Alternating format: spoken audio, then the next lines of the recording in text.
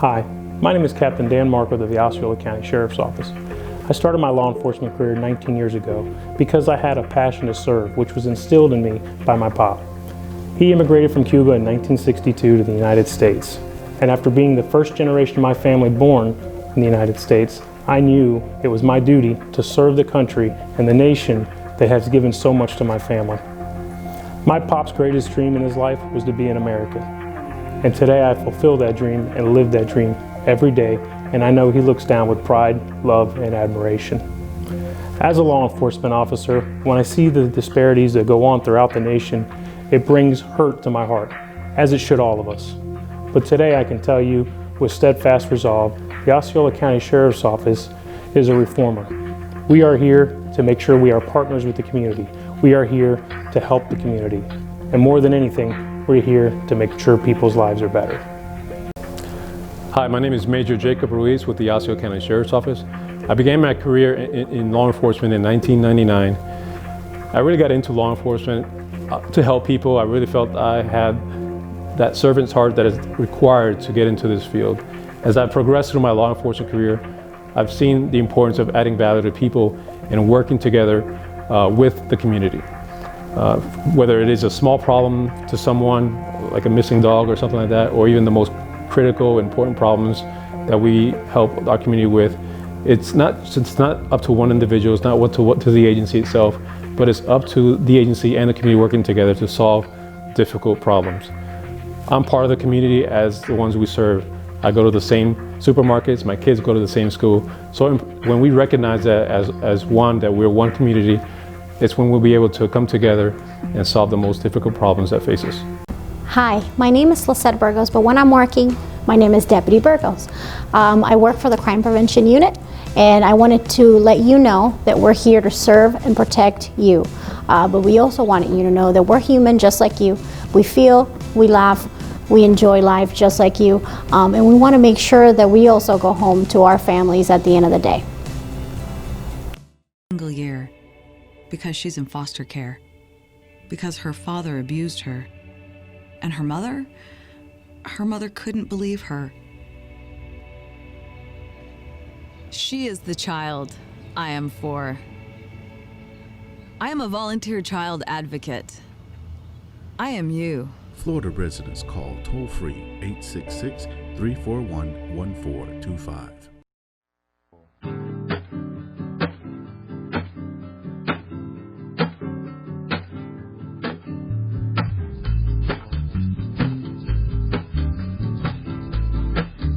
Hi, my name is Leticia Miller, and I'm your Latina Role Model TV host, and I'm looking for Latina role models. It could be you, it could be your friend, it could be your coworker, it could be your neighbor. So if you know anyone, please reach out so we can make that connection. Beer Taino Light Lager has a crisp, refreshing Caribbean-style flavor. Boricua Craft Ale, full-bodied flavor for the true beer drinker. Stop drinking beer water. Taino Craft Light.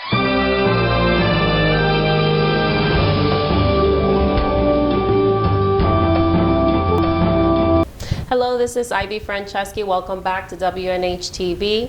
Today we have here Commissioner Uribe, who's come to visit us and discuss a little bit more about her re-election. Congratulations on that. Thank you very much. So, Ms. Uribe, can you tell us a little bit more about you and a little bit about your background? Oh yeah, definitely.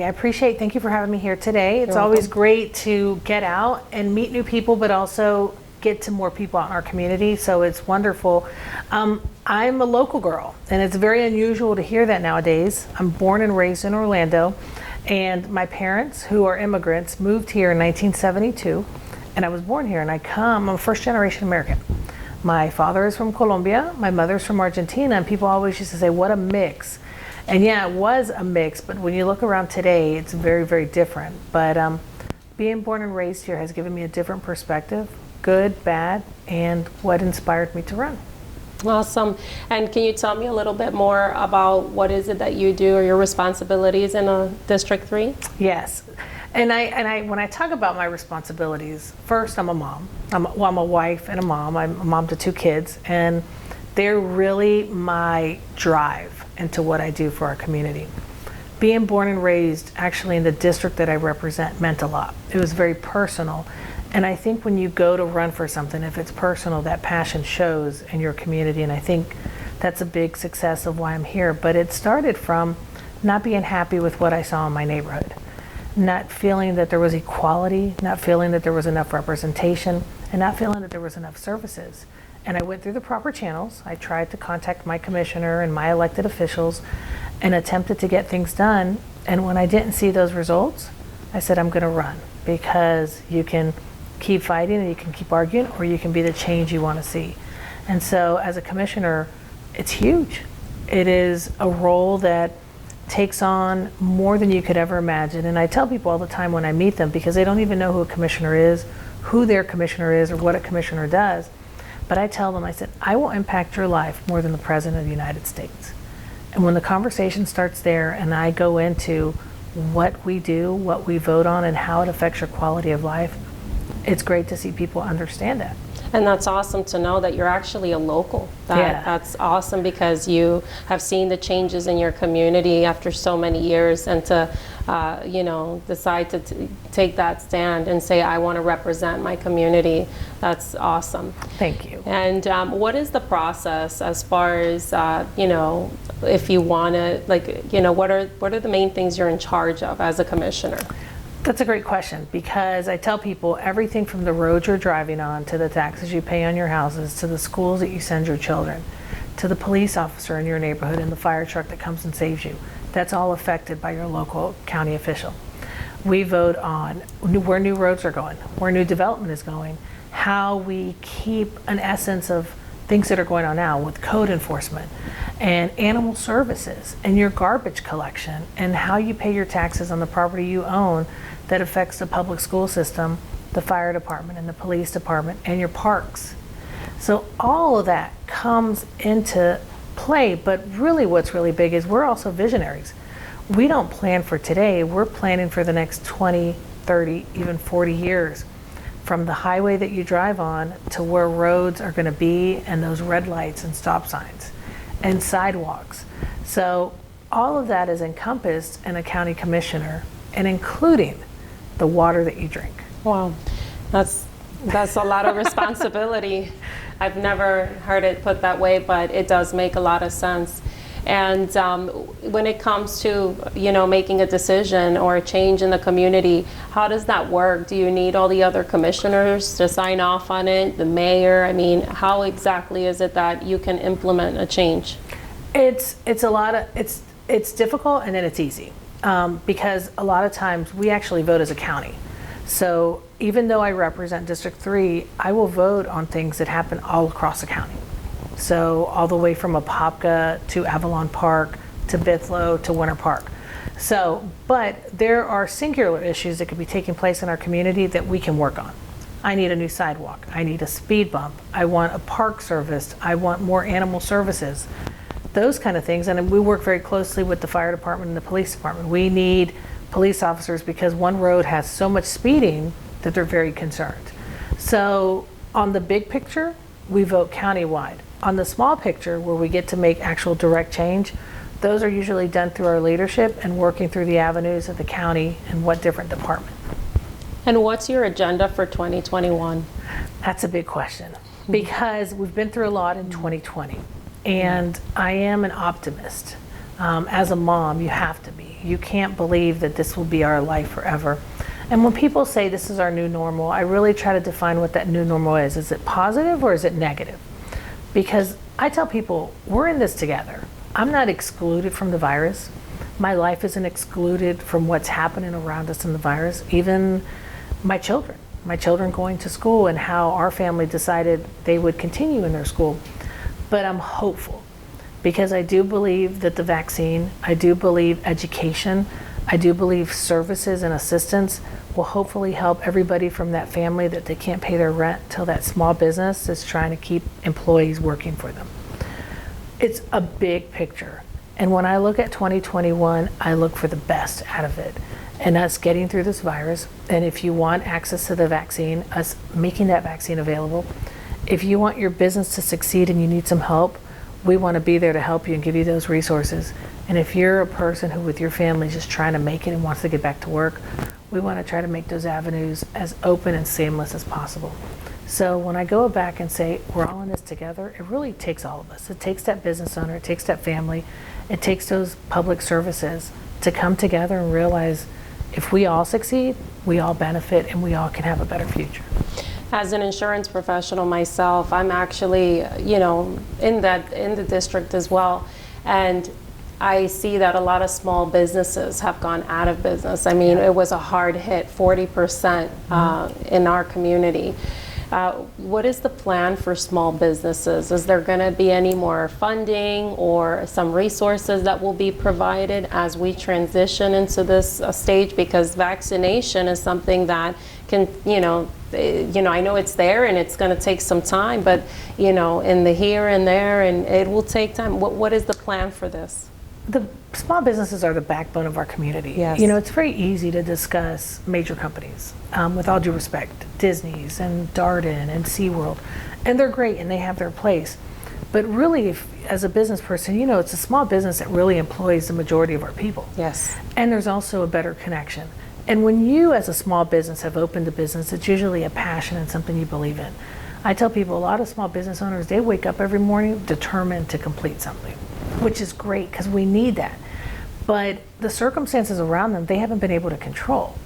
And the government can't just say, hey, it's the big companies that we worry because Disney employs 60,000 people. No, because that small business that may only have 7 actually is much more in tune, usually offers a better career, not just a job to those people. And we have to make sure that they survive. We don't need one company to define everyone that works in this town. We need small businesses to make capitalism opportunities, to make buyer opportunities, to make all of that accessible. So we're waiting to see what the federal government will be doing because all of the things were exhausted at the end of the year. But we do know that the packages have been passed prior to the end of the year. Right now we're working through to see what that will look like. What that will look like for individuals, but also what that will look like for businesses, because we can't lose our eye on that because the small businesses really affects the individual. And I love hearing stories of small businesses who've really kept their employees or offered reemployment. That's amazing. And small businesses also tend to be more connected. You hear about Disney or Universal laying off so many people, it's just a number. But in a small business, it's a person, it's a family. And as a former business owner, I always tell people, I didn't just have an employee, I had their spouse and their children and all of those people I thought about when I employed them. And I think that's great. That is great, and that's needed, and that humanism needs to continue and strengthen. Yes, and that's so important, because, the small business is the backbone to our community. How do you feel about what's going on in Washington right now? It's a sad day, to me. I honestly believe that people have a passion one way or another. This isn't about political affiliation. This is about a process that's open. And when you vote because of something you believe. And everyone has the right to believe in things. But when you disrespect the process of our country or the sanctity of how we do things because it didn't work out, as parents, we teach our children, you win some, you lose some. And you have to own up to what it is. And you have to even sometimes look internally. And in politics, if I win or if I lose, what did I do right? What did I do wrong? And what can I do better? But to not be a person who lost and accept that responsibility, but to incite other ways to change things is not good. We'd never tell our child who lost, go scream and rant and rage until you get what you want. We'd say, okay, we lost this one. There's other opportunities. It's not the end of the world. Right. But we have to protect and respect how we do things. And, in the end, I hope as a nation we'll be stronger and we got through this. I worry how the world looks at us because that's not how we are in America. But I don't judge everything on this one day because we're so much more than that. Absolutely. We're so much more than that. Thank you so much for that input. It's really important that we stay connected and we stay united and understand that, we are much more than that.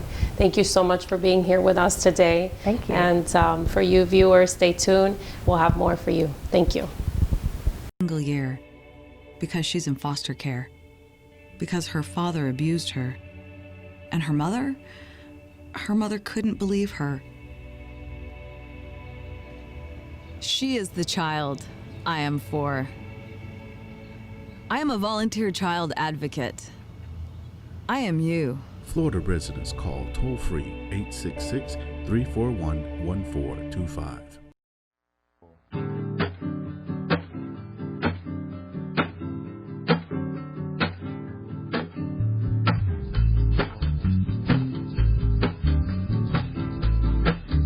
Hi, my name is Leticia Miller and I'm your Latina Role Model TV host. And I'm looking for Latina role models. It could be you, it could be your friend, it could be your coworker, it could be your neighbor. So if you know anyone, please reach out so we can make that connection. Hello, this is Ivy. Welcome back to Hispanic Speak Out. Today we have Pastor Barton here with us again today. Thank you, I appreciate it. Welcome back. All right. So let's discuss what's going on today at Capitol Hill and what we have been seeing for the past couple of days. Wow, chaos, right? It's chaos. I must admit, during my lifetime, I never expected that we would have people actually breaking into the Capitol and busting windows out of Congress. I guess my best way of saying it is, when I first heard the reports, I was surprised, because you're having people who are supposed to be Trump supporters and supposed to be pro-America going out and destroying public property. It's what the media said.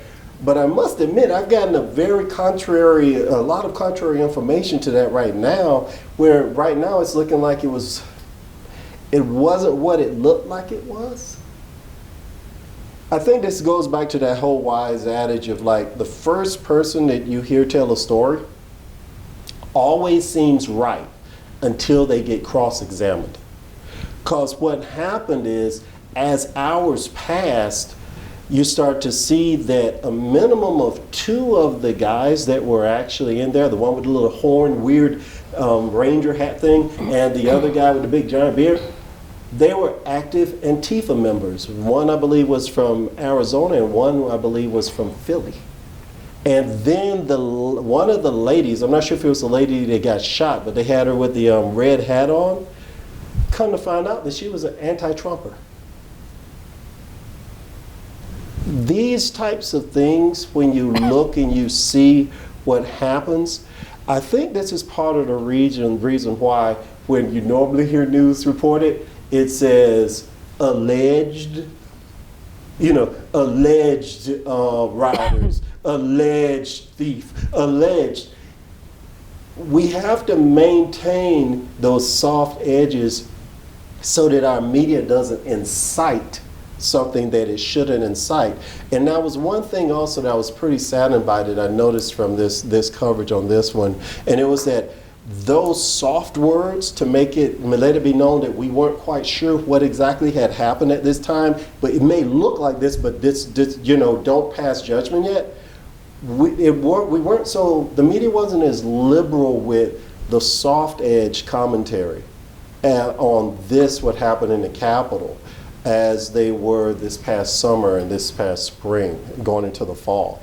And for that, I think I am glad that I'm not sure if I heard one report say hundreds of thousands, another report say 1 million. I'm glad that the vast majority of the people were not that way. Because I did watch the videos, I was watching them that time, and the channels and feeds that I had showed people, the masses of the Trump pro-Trumpers and conservatives, they actually backed up as whoever it was started to break the windows and trying to scale the barriers.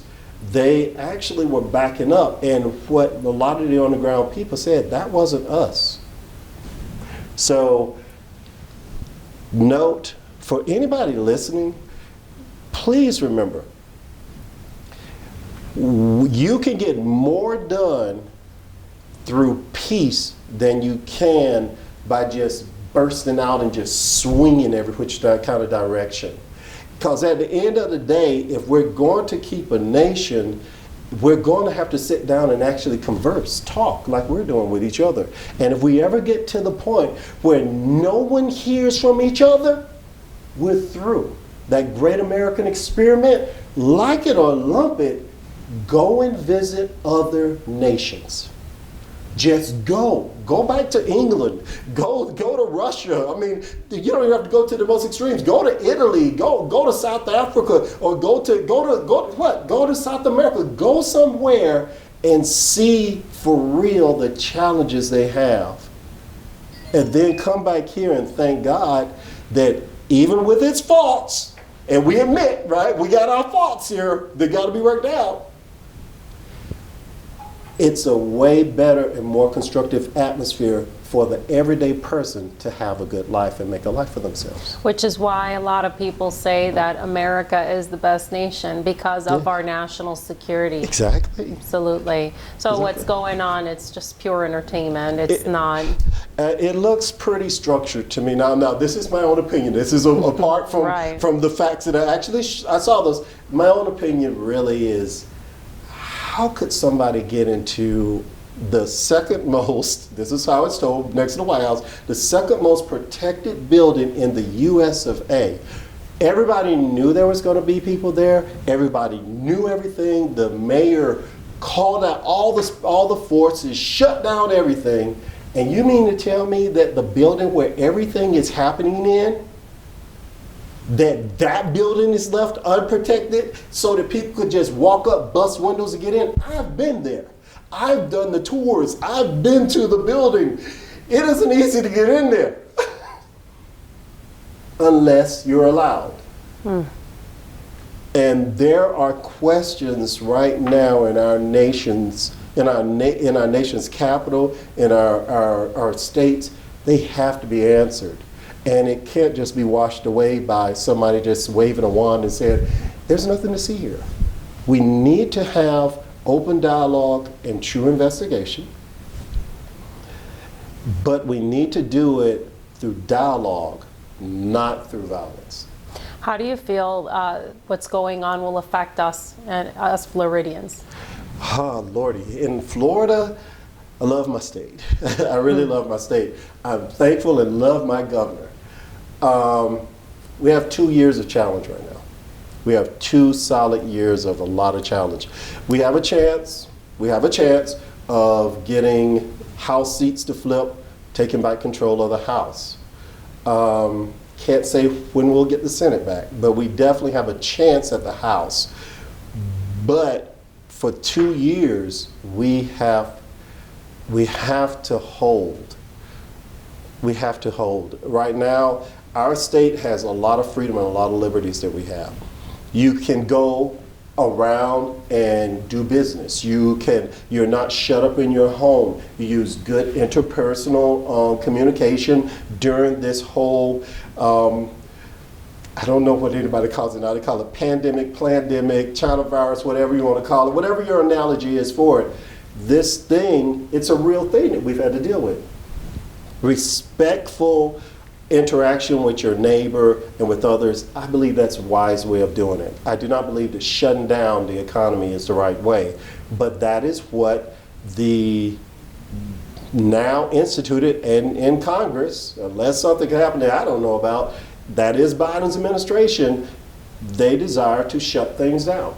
Right, and you have states like California where a lot of workers and construction companies are now transitioning Florida and elsewhere, because right now in the state of California, no business is allowed to be conducted. Everything is really controlled. The concern is for us Floridians here now, how can we continue conducting business? How will this transpire? Right now, there's from the people vantage point, this is what I believe. We cannot forget the fact that the power is in the people. The power is not, we are a people who elect duly appointed legislatures, who elect electors, who elect presidents and that, right?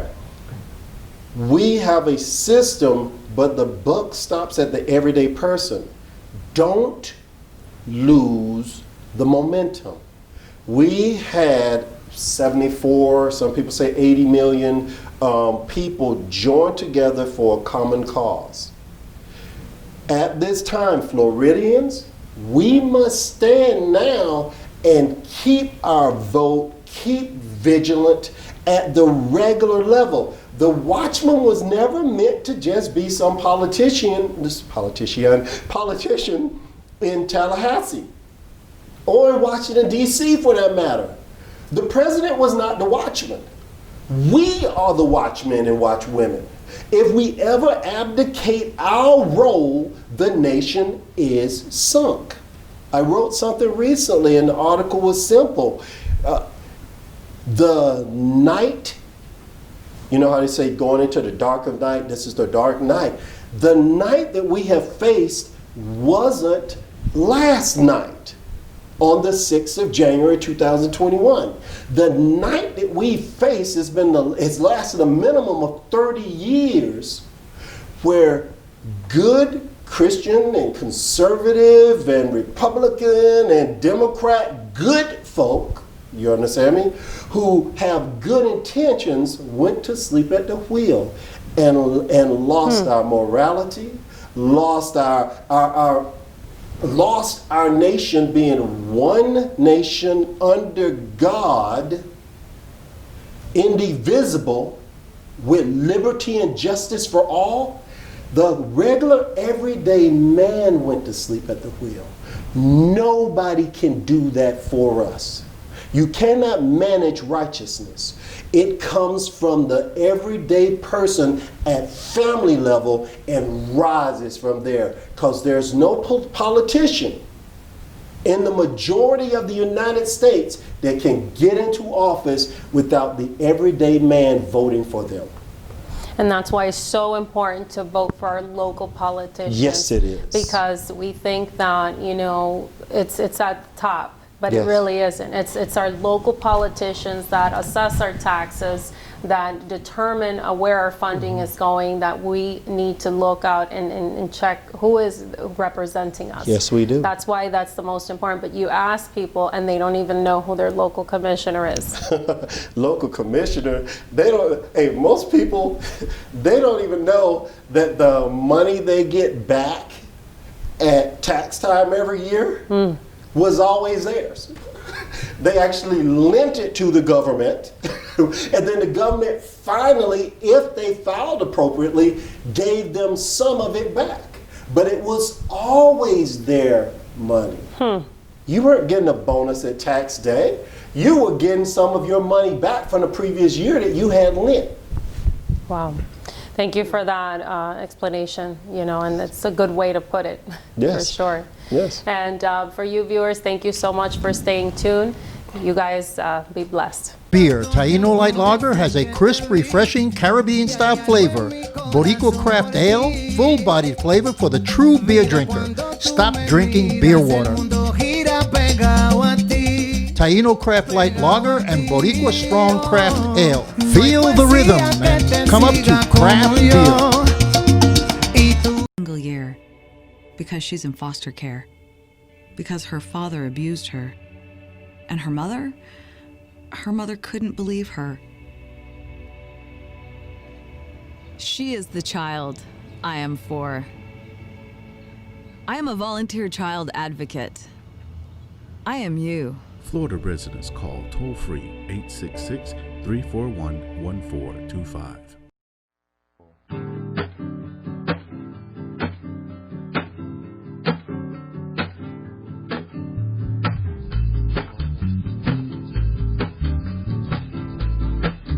Hi, my name is Leticia Miller and I'm your Latina Role Model TV host. And I'm looking for Latina role models. It could be you, it could be your friend, it could be your coworker, it could be your neighbor. So if you know anyone, please reach out so we can make that connection.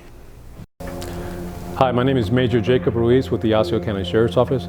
I began my career in law enforcement in 1999. I really got into law enforcement to help people. I really felt I had that servant's heart that is required to get into this field. As I progressed through my law enforcement career, I've seen the importance of adding value to people and working together with the community.